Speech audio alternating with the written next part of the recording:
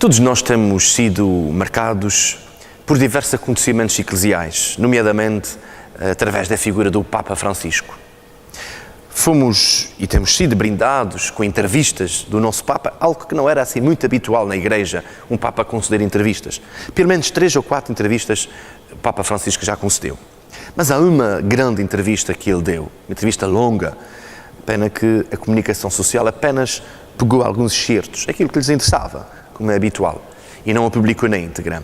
Mas quem tem, de facto, vontade e acesso a este tipo de entrevistas, de facto, delicioso, com uma entrevista extraordinária, aberta, franca, do nosso Papa. E uma das questões que foi colocada ao Papa foi precisamente a reorganização, podemos dizer, a reestruturação da Igreja, podemos dizer a reforma da Igreja. Muitos apontam, de facto, a reforma da Igreja como uma reforma meramente litúrgica, uma reforma nas normas litúrgicas, uma reforma no Vaticano enquanto cabeça da Igreja, com as suas estruturas, com os seus dicastérios, a sua vertente também de cidade, de Estado, com o seu banco, com as suas estruturas próprias de um Estado. Muitos olham para a reestruturação da Igreja como um libertar-se de normas morais, um libertar-se de normas litúrgicas, de normas sacramentais. E muitos exigem, de facto, esta reestruturação da Igreja, esta transformação da Igreja. E o nosso Papa Francisco falou abertamente sobre esta reestruturação da Igreja. E ao falar desta reestruturação da Igreja, esta reorganização, contrariamente àquilo que muitos pensavam, o Papa diz-nos que a grande transformação da Igreja não é a transformação nem a reforma das estruturas, não é a reforma daquilo que é estrutural, daquilo que é institucional, mas que a grande reforma da Igreja é a reforma da atitude, da forma de ser, da forma de estar, da forma de encarar as realidades. E, de facto, esta é a grande surpresa do Papa Francisco. Nós não temos visto outra coisa senão esta. Uma nova atitude. Uma nova atitude na relação com as pessoas. Uma nova atitude até no assumir a missão de pastor universal. A missão de Bispo de Roma, como ele gosta de ser chamado. De Papa. A missão da proximidade. A missão do estar atento aos outros. E o Papa dizia que quer uma igreja mãe e pastora.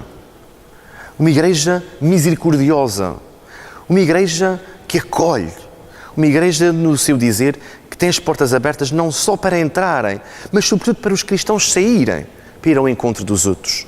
Saírem e serem misericordiosos, serem o rosto materno e misericordioso de Deus. Aliás, o nosso Papa não tem feito outra coisa senão falar neste rosto misericordioso de Deus.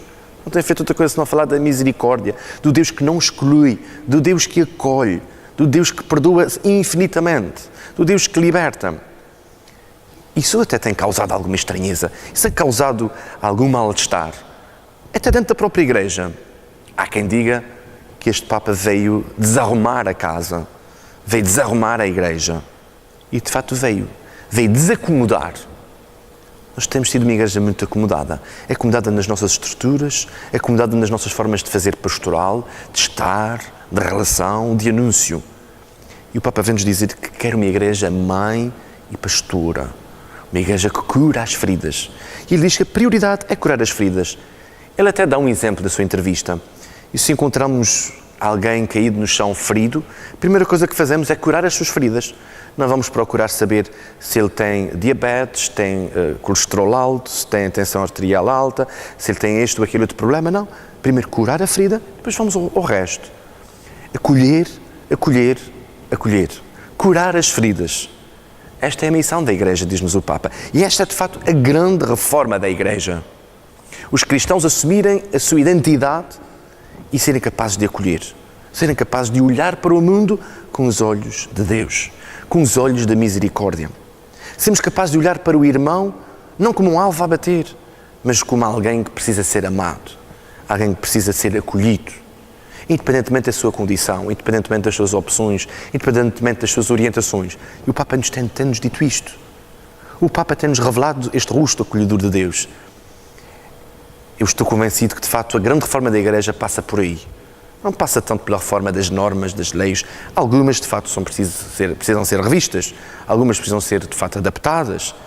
As estruturas grandes do Vaticano, até mesmo das nossas comunidades, das nossas dioceses, poderão sofrer algumas modificações e precisarão, de facto, de algumas transformações, adaptar-nos ao nosso tempo, adaptar-nos às nossas realidades. Mas a grande transformação é da atitude, diz-nos o Papa Francisco.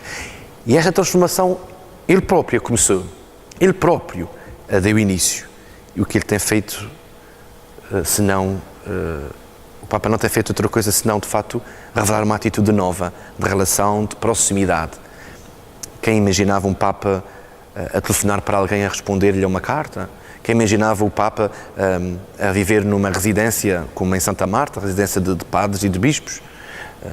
Quem imaginava o Papa, de facto, levar a sua pasta nas suas viagens, fazer uma vida praticamente normal? É, de facto, uma mudança na atitude. E não podemos ficar apenas e só nisto. É bonito olharmos para o Papa e olharmos e ficarmos encantados com as suas atitudes. Mas não podemos ficar só por aí. Escutemos bem o que ele nos diz. O Papa não tem feito outra coisa senão tocar na ferida da Igreja. E ao tocar nesta ferida pede-nos a compaixão, a misericórdia, pede-nos o acolhimento, uma mudança de atitude. Que seja esta, de facto, a nossa atitude, mudar de atitude. Reflita sobre isso.